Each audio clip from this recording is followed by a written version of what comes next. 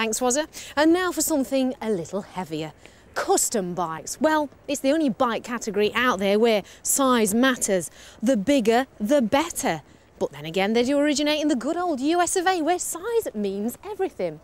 Take Harley-Davidson, for example. They have a whole range of bikes, and this is a fine example. It's the Dyna Low Rider, and this bike weighs in at a hefty 300 kilos.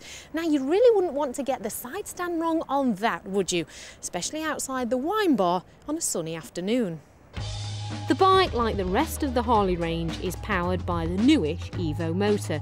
We say newish because even though it's 3 years old now, in Harley's eyes, its life has barely begun and will probably remain largely unchanged for the next 30.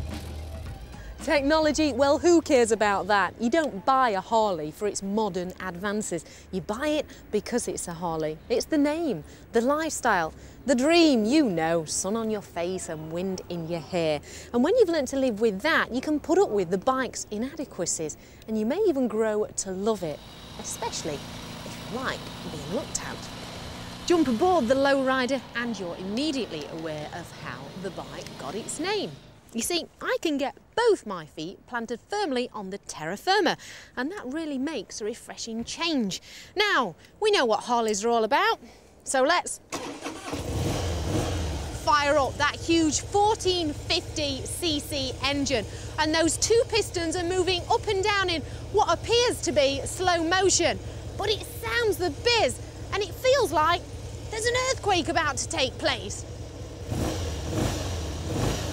This motor is as under-stressed as they come, yet in spite of its thunderous proportions, the feeling in the saddle is somewhat smooth and refined, thanks to the 2-point rubber isolation mounting system that soaks up the engine's vibrations before they reach the rider. The gearbox is solidly mated behind the engine, adding to the rigidity of the Dynaglide frame. Let's face it, this bike needs all the rigidity it can muster, not to improve performance so much as to simply stop it from folding in half.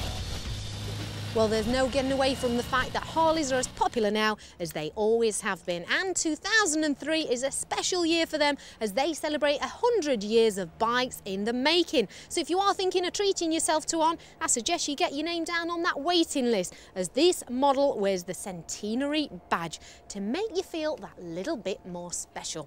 And we should now see how it measures up with our scores on the doors.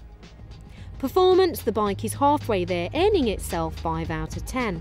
It's hardly awe-inspiring, but the Low Rider can be used for little more than cruising, with its 68 brake horsepower at 5,400 RPM, and of course it weighs in pretty heavily.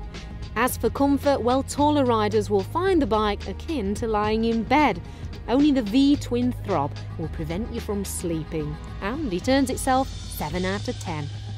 As for the build, Harleys always score quite high there. The Low Rider may well weigh as much as a tank, but fortunately for us, it's built like one too. You could keep this bike forever and it would never miss a beat or perish. 8 out of 10. And as for value for money, well, I give it 6 out of 10. It's priced at around £11,800, and for that there's no real technology. And as for street cred, the Low Rider earns itself 7 out of 10. It appeals to a far wider audience than, say, a Sportster. It's considered a proper Harley, but it still remains solely the machine of choice for the older generations or those Hell's Angel wannabes.